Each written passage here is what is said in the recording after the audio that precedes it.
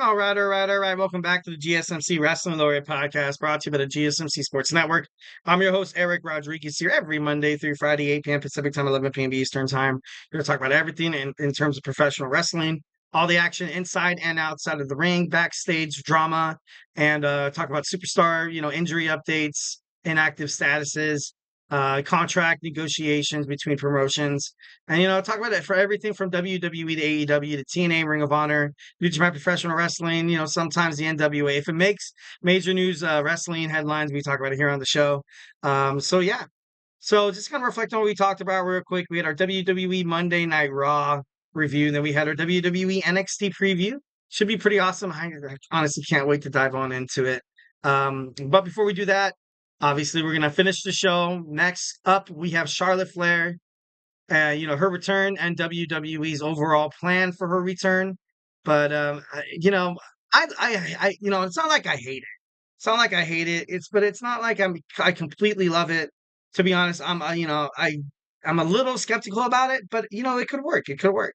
But before we do any of that, I want to remind you guys to hit up that super chat if you have a burning question or a hot take in terms of professional wrestling, or just something you want to get off your mind, your chest. Here at the GSMC Sports Network, we are all ears. The show is all about keeping the conversation lively, making sure your voice is part of the mix. So don't be shy. Drop your thoughts inside the chat. And if you really want to make sure your comment or question gets noticed on air, go ahead and use that super chat. It's the $ below that chat box. Send in your message, and it's guaranteed to be featured on the show. Plus, it's a great way to support our channel. Your super chats obviously helps us keep the lights on and bring even more wrestling content that you guys love so much. We are absolutely 1,010% super grateful for each and every one of you guys who joins us here daily. Your support makes all the difference. So let's keep the conversation going, and let's let those super chats fly, those super stickers, because you guys are super awesome. And together we will make sure this show is bigger, better, and stronger than ever.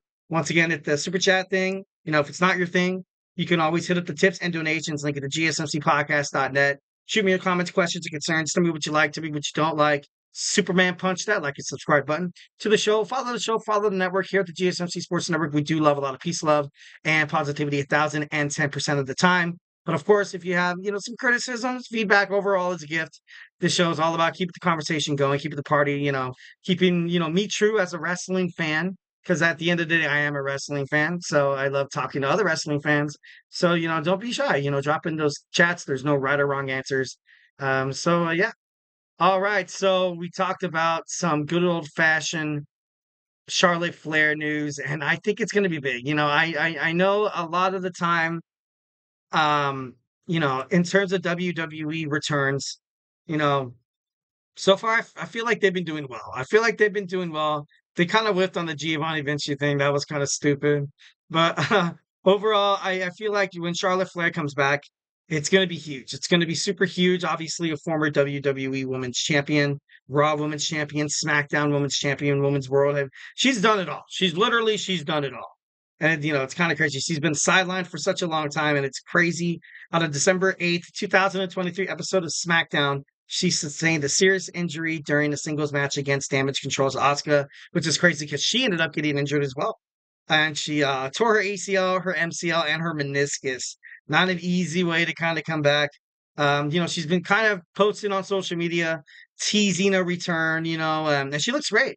She's training at WWE Performance Centers, and her focus is back. I feel like she wants to be a WWE champion once again. And, I think it's going to be great. Overall, I think it's going to be pretty awesome. On his Dirty Sheets podcast via Patreon, Bill Body shared that WWE has plans ready for Charlotte Flair's return. Notably, Nia Jax, currently holding the WWE Women's Championship, wearing that crown. And, first and foremost, it makes sense. It does make sense. The true queen of WWE. That could already sell. That sells right there. Like you could, put it on t-shirts, put on hats. You're gonna see fans and with signs saying that Charlotte Flair is our true queen. But I ultimately kind of thought she was going to Monday Night Raw. You kind of see the poster for Raw going to Netflix, and you see Charlotte Flair along. You see the Bloodline as well, and you see The Rock.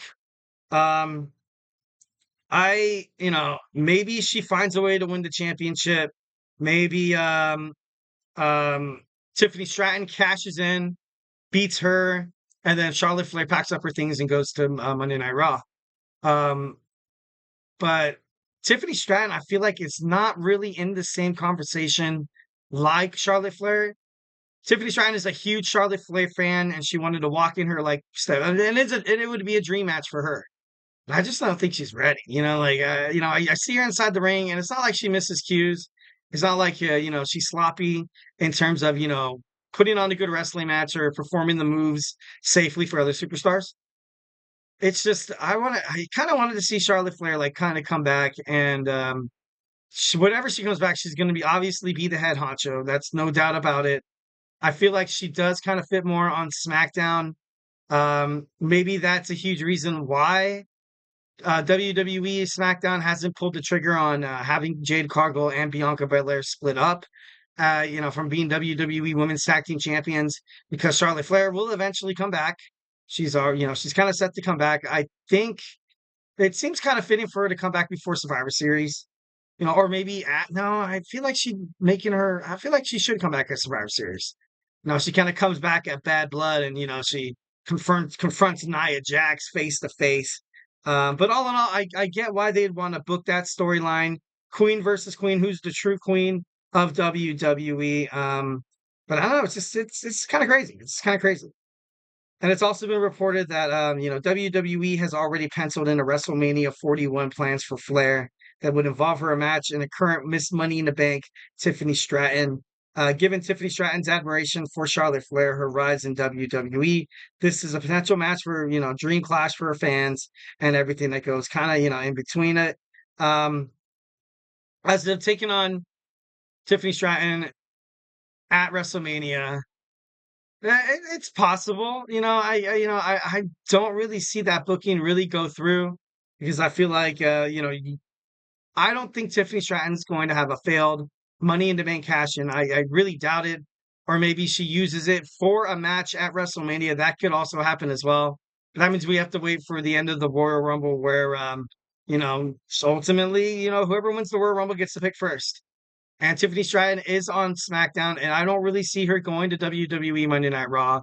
With this new era of Netflix dawned upon Monday Night Raw, I just don't see that happening. And I think she's great on SmackDown. She's definitely going to be a star. She's going to be a star. This might be the start of her push. Charlotte Flair, of course, like Bayley, like Becky Lynch, you're kind of getting up to that age where I think you're going to start, promoting young talent, but then you're going to win some title belts here and there. And that's not bad. That's not a bad deal. Kind of reminds you of like a Randy Orton, kind of like, what he's doing right now, which, he got one of the biggest wrestling contracts in the world, which is, congratulations. It's sick.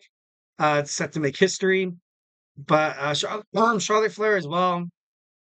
She's like a WWE, what is that word?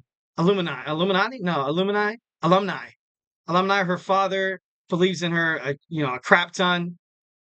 She is WWE. You see Charlotte Flair, you think of WWE. Charlotte Flair is probably the only one, that, a lot of, they could probably be featured on ESPN Sports Center and be like, oh, Charlotte Flair, I know who that is. You know what I mean? Oh, Tiffany Stratton, oh, I don't really know who that is. Or Nia Jax, no, I don't really know who that is. Like Charlotte Flair, she's kind of mainstream. And the way she's posting on social media, she's getting a lot of, interactions, attractions from fans. And putting the belt on her, I feel like would be not too soon, though. Not too soon, I hope. Because if she comes in and she just wins it and fans already knew that this was going to happen, you kind of start, for me, I know I would question it. I'd be like, really? Like, I kind of wanted more something that, more along the lines of like a shock factor. You know what I mean? Maybe she comes back during the Royal Rumble and she wins the Royal Rumble. Possibly that could be it. But, fighting somebody like Tiffany Stratton at WrestleMania, which we still have a long time. So I have a hell of a long time. We have about like 6 months for the next WrestleMania. So there's a lot of bookings, a lot of things that could change. Hopefully, knock on wood, have that ACL, that MCL meniscus injury is, it's detrimental. And a lot of people say that they're never really the same after that. Taking bumps inside the ring, and how she loves jumping off to the top rope into the outside, doing that the moonsault or the whisper in the wind. I hope she doesn't get hurt, and I feel kind of bad for bringing this up, like kind of putting that bad juju in the air. I'm sorry. I apologize. But it's just something that, kind of have to think about. Like, you know what I mean? She is kind of getting older up in age. Not saying that, she wouldn't kick my ass or anything like that, but uh, overall, I think she's going to be champion. I know she's going to be champion. I know she's going to be champion. I just the way WWE does it, the Nia Jax thing makes sense. Her finding her way onto Monday Night Raw. But then again, you look at WWE posters all the time and it's not really true all the time. And I feel like once when things are gonna go down between on Netflix, I ultimately feel like that first episode of Monday Night Raw on Netflix, maybe we might get a draft. Possibly we could be seeing a draft going on. But if it's gonna be a 2 hour show, and if it's not going to return to the 3 hour segment, which is, I don't know, I feel like that kind of sucks. But Charlotte Flair coming back, the new queen of the ring, also defeating somebody like the likes of Nia Jax. It'd be good for her. I would love to see how the fans respond to her inside the ring to decide whether she comes back as a heel or a baby face. It's been kind of, even when she is a baby face, you always just, I'm always like, dude, when is this gonna turn? When is she gonna turn? Is this the promo where she turns, or is this when, Bailey recently became a baby face, and her and Bailey have a lot of baggage in the past too. Right now, no one knows what's gonna happen with Rebecca Quinn, where she's gonna sign. Maybe she finds her way back on the Monday Night Raw. Who knows? And of course, out of the four horsewomen, the only person that's missing is um is Mercedes Moné, Sasha Banks, obviously on AEW making bank and cashing checks over there, kicking butt.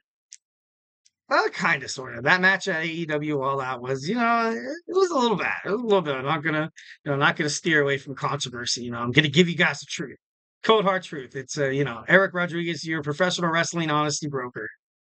So yeah, Charlotte Flair. Thank God she's coming back. I feel like the world of wrestling need her, especially on Raw. I feel like Raw needs her definitely, 1,010%. All right, guys. So, hey, do not go anywhere. We're going to jump on into our next segment. We talked about Charlotte Flair's WWE plans for her return, and now we're going to talk about Monday Night Raw. We're returning to a 2 hour show. How's it going to be? How bad is it for the other superstars or, advertisers or I don't know. We're going to dig into it when we come back. So, hey, do not go anywhere.